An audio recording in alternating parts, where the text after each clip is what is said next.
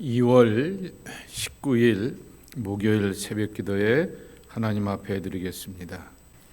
함께 기도할 지구촌의 미전도 종족은 인도에 살고 있는 바자니아 종족입니다. 3만 명 정도가 있게 되고요. 구자라티 언어를 사용하게 되며 힌두교를 신봉하고 기독교인들은 그들 가운데 찾아볼 수 없게 됩니다. 바자니아 종족은 한때 라지푸트의 인도의 라지푸트 왕족들을 위해서 싸워가는 군대이게 되었는데 그들이 이제 한 지역에 정착하게 됩니다. 가난과 기근 가운데서 살게 되고 일용할 양식을 위해서 춤을 추고 고개 심지어는 매춘에 의존하면서 살아오게 되었다고 합니다. 지금도 민속춤과 고개를 선보이면서 생활을 유지해 가고 있게 되는 것을 보게 됩니다. 농촌 지역에 살아가게 되는 바자니아 종족은 현대의학과 깨끗한 물을 접하기 어렵기 때문에 유아 사망률이 참으로 높다고 말합니다. 그리고 아이들은 생계를 유지하기 위하여서 일찍 학교를 그만두기 때문에 또 문맹률도 높다라고 이렇게 말하게 됩니다.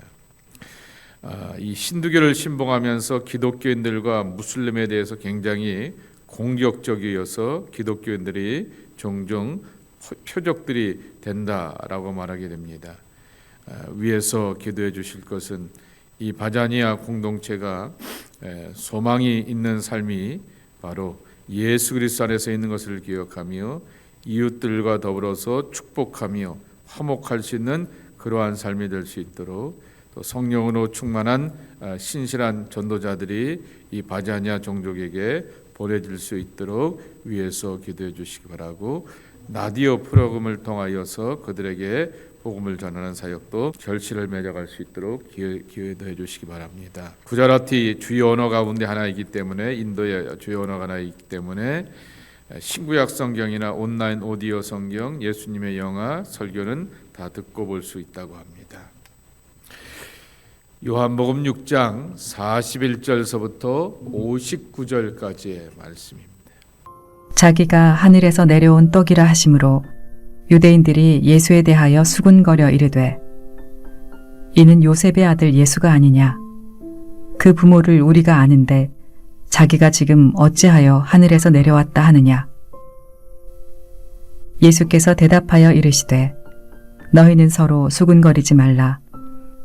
나를 보내신 아버지께서 이끌지 아니하시면 아무도 내게 올 수 없으니 오는 그를 내가 마지막 날에 다시 살리리라. 선지자의 글에 그들이 다 하나님의 가르치심을 받으리라 기록되었은즉 아버지께 듣고 배운 사람마다 내게로 오느니라. 이는 아버지를 본 자가 있다는 것이 아니니라.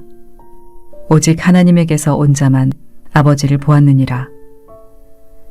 진실로 진실로 너희에게 이르노니 믿는 자는 영생을 가졌나니 내가 곧 생명의 떡이니라.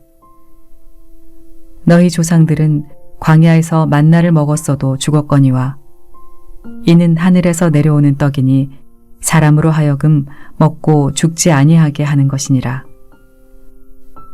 나는 하늘에서 내려온 살아있는 떡이니 사람이 이 떡을 먹으면 영생하리라.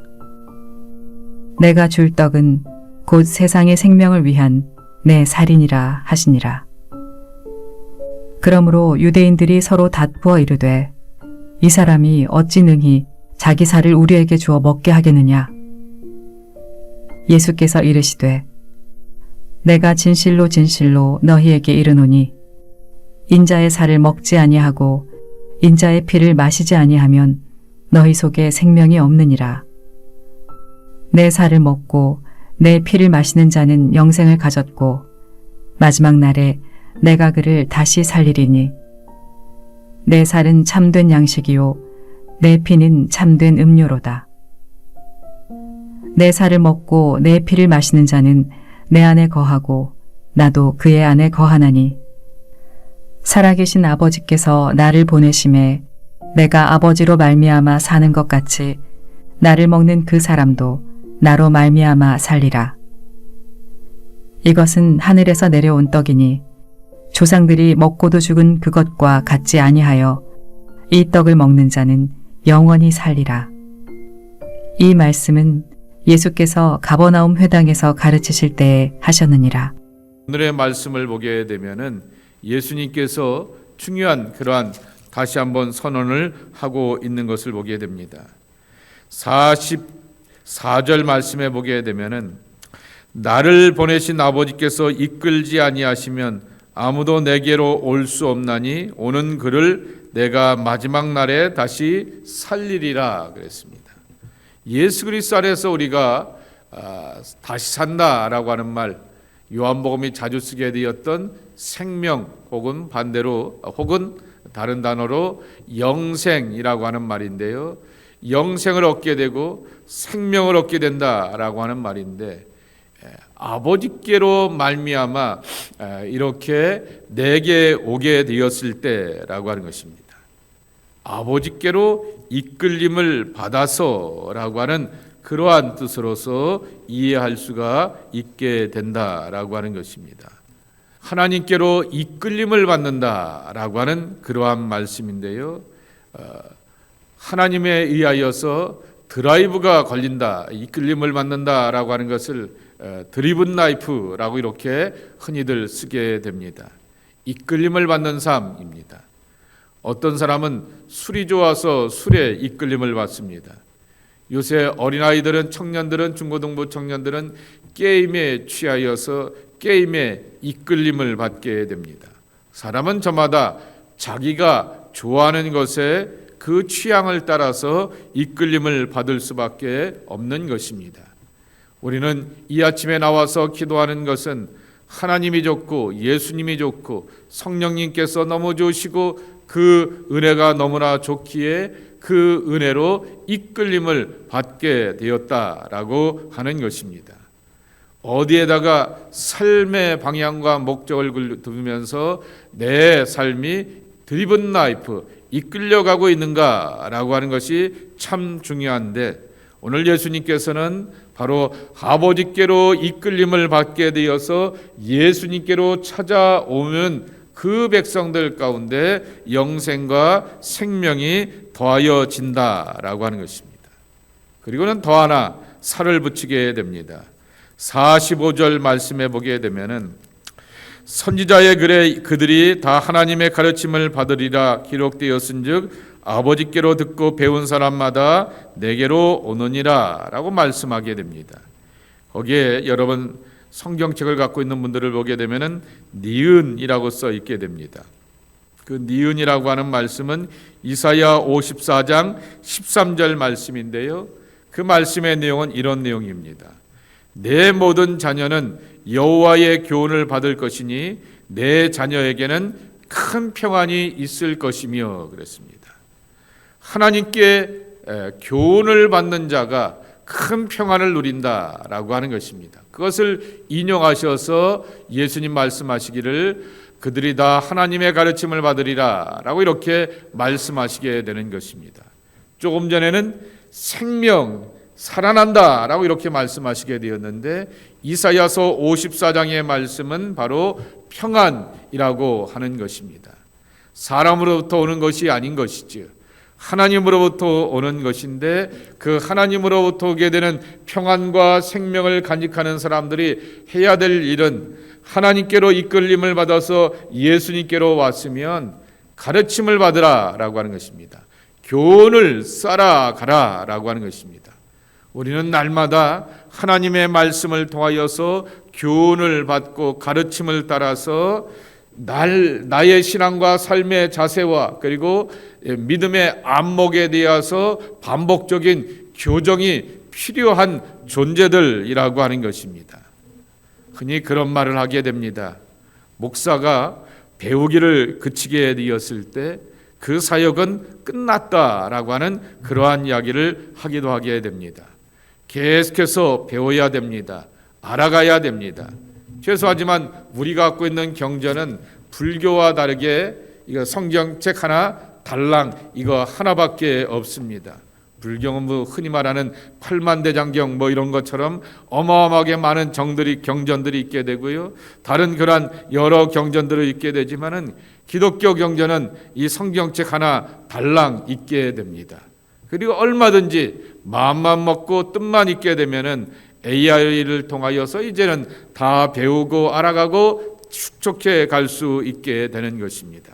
그러나 배운다라고 하는 것, 교훈을 받는다라고 하는 것, 가르침을 내 안에서 누린다라고 하는 것은 하나님의 도우심과 인도하심과 지혜와 감동이 없이는 우리가 우리의 갈 길을 갈 수 없다라고 하는 그러한 고백이라고 하는 것입니다. 배우지 않게 되었을 때 그 존재는 끝나게 마련이라고 하는 것입니다. 끊임없이 펼쳐놓게 되어서 성경의 말씀을 한 자 한 자씩 다시 한번 배워가게 되고, 그리고 또한 탁월한 영성의 선배들의 글을 보면서 배워가게 되고, 무엇보다도 마음의 문을 열고 또한 고백하게 되었을 때 가르쳐 주시고 깨닫게 하여 주시는 성령의 감동을 따라서 인도함을 받으면서 그분의 가르침과 인도를 따라서 살아가는 것이 바로 축복이라고 하는 것입니다. 오늘 예수님 주변에 오게 되었던 사람들 가운데서 곱깝지 않은 사람들이 있습니다. 바리새인들과 백성의 장로들이 있게 되는데 그들의 문제는 이것입니다. 이미 우리가 어린 시절서부터 많이 듣고 많이 알았고 많이 배웠어 라고 하는 것입니다. 젊은 친구, 당신으로부터 배울 게 없다 라고 이렇게 예수님을 향하여서 거절하게 되었을 때 바로 그들이 문제라고 하는 것입니다.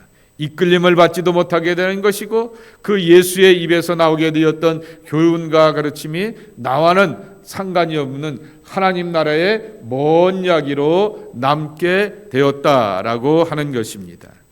우리 그러기에 저와 여러분은 끊임없이 하나님의 말씀 앞에 나 자신을 노출해야 됩니다. 그러니까 말씀이 있는 곳에 내 육체가 있고 삶이 있고 몸이 있고 존재가 있어서 그 말씀이 나를 가르치고 깨닫게 하시고 때로는 위로하시고 달래기도 하시고 질책하시는 그러한 경험을 하나님의 말씀 앞에 경험해야 되는 것이고, 십자가 앞에 자꾸만 마음의 무릎을 꿇고 항복하는 그 자들 앞에 하나님께서 주시게 되는 큰 은혜와 사랑이 넘쳐난다라고 하는 것입니다. 생명의 떡이 되시는 예수님으로부터 가르침과 교훈을 받을 뿐만 아니라 다시 한번 강조합니다. 47절에 믿으라 그랬습니다.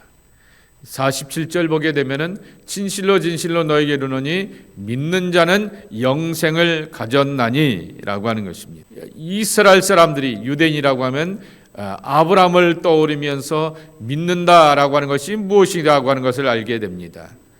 막연한 길임에도 불구하고 갈 바를 알지 못함에도 불구하고 가보지 않은 그러한 삶의 환경과 여건이었음에도 불구하고 아브라함이 하나님께 위탁하면서 자신을 드릴 때 하나님께서 갈 바를 책임져 주셨고 젖과 꿀이 흐르는 땅을 허락하여 주셨고 이삭을 대신할 어린 양을 준비해 놓게 되었던 여호와 이레를 경험하게 되었듯이 하나님께 위탁하고 신뢰하며 나가는 것이 바로 믿음인데, 그 믿음 속에서는 곧 다시 한번 영생을 간직하면서 하나님의 나라를 소유한 자로서 살아가게 된다라고 하는 얘기입니다. 그러면 다시 한번 이 독특한 말씀을 표현하게 되죠. 여러분, 이것 때문에 초대교회가 오해를 참 많이 받게 되었습니다. 그 가운데 하나가 바로 나는 생명을 위한 떡이라 말씀하여 주셨고 내가 줄 떡은 세상의 생명을 위한 살이라고 51절에 말씀하여 주시게 됩니다. 그리고는 53절에는 살만 먹는 게 아니라 인자의 피를 마시지 아니하면 너희 속에 생명이 없느니라 라고 말하게 됩니다. 내 살을 먹고 내 피를 마시라 말하게 됩니다. 우리는 이것이 성찬의 의미라고 하는 것을 훗날에 예식을 통해서 알게 되었고, 사도 바울이 예수님으로부터 직접적인 교훈을 받지 않게 되었음에도 불구하고 고린도서에 보게 되면은 주님 다시 오실 때까지 이 예식을 행하라라고 말하게 되면서 역사의 마지막이 끝나고 인생의 마지막 종말을 맞이할 때까지 이러한 믿음과 마음가짐과 자세를 가지고서 섬겨갈 줄 아는 하나님의 사람들이 되고 성찬에 참여하면서 자신의 신앙을 유지하는 것이다 라고 하는 것을 말씀하게 되는데요. 살을 먹으라 라고 하는 것, 피를 마시라 라고 하는 얘기는 바로 예수님의 가르침과 교훈, 예수님의 말씀이 내면화되라 라고 하는 것입니다. 내 것으로 삼으라 라고 하는 것입니다. 먹으면 내 것으로 삼키게 되는 것이죠. 그리고 또한 마시면 이것이 내 몸에, 내 기관 가운데서 영향을 끼치게 되는 것이죠.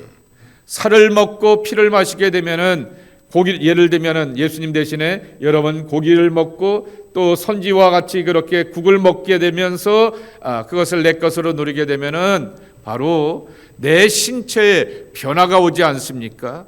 바로 예수님의 말씀과 가르침과 삶의 거룩한 것들을 내 안에 소화하게 되면서 내 몸의 변화를 경험하게 되고 신체의 변화를 경험하게 되었던 내면화를 경험하라 라고 하는 것입니다. 이미 이 말씀은 구약에도 나와 있게 됩니다. 쉐마를 내마로 삼는 것이죠. 하나님의 말씀을 먹으라고 말씀하게 되었던 이유가 거기 있는 것입니다.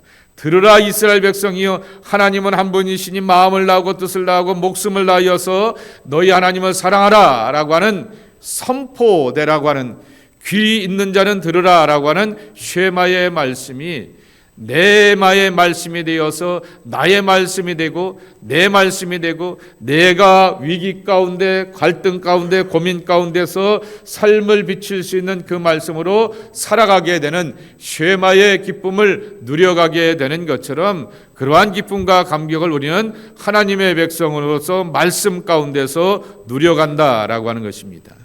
이 전통은 계시록에 보게 되면은 다시 한번 이 말씀을 먹으라 말하게 됩니다.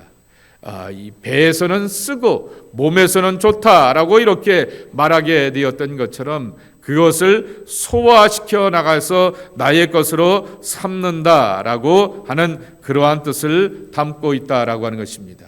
그러니까 여러분이 우리가 성만찬을 행하게 되었을 때 어떻게 사람이 예수님의 살을 먹고 예수님의 피를 먹느냐라고 하는 것입니다. 그것이 아니라 예수님의 그러한 교훈과 가르침과 사랑과 구원이 나의 것으로 소화되어서 그 예수님의 살을 먹고 고기를 먹고 피를 먹으면서 강건해지고 몸의 변화가 있게 되는 것처럼 삶의 변화를 체험할 줄 아는 우리의 신앙이 되어야 한다라고 하는 것입니다. 그러니 제발 오비영여를 통하여서 기적만 쫓지 말고 내 삶이 변화되어서 달라지고 생명을 누리고 가는 것이 더 중요하다라고 하는 말씀을 이렇게 들려주시게 되었다라고 하는 것입니다. 그러게 날마다 우리는 성만찬을 대하게 되면서 주님의 은혜와 사랑과 거룩한 그분의 말씀을 통하여서 새로워지고 생명 안에 나가는 하나님의 사람들이 우리 모두가 되어야 하겠다라고 하는 것입니다. 이러한 믿음의 발걸음으로 나가는 여러분 모두가 되기를 주님의 이름으로 간절히 축복합니다. 하나님, 우리는 하나님의 말씀을 듣습니다. 그런데 말씀을 듣는 것이 다양하게 되고 책은 읽는 것이 다양한데 성경은 말씀하기를 말씀을 먹으라 말하게 되고 이 책을 먹으라고 말씀하시게 되었던 그 교훈과 가르침을 오늘 예수님의 살과 피의 교훈의 이야기를 통하여서 다시 한번 확인해 보게 됩니다. 하늘의 말씀을 먹어야 되겠고 하나님의 뜻대로 먹고 소화시켜서 내 것으로 삼아야 가야 하겠습니다.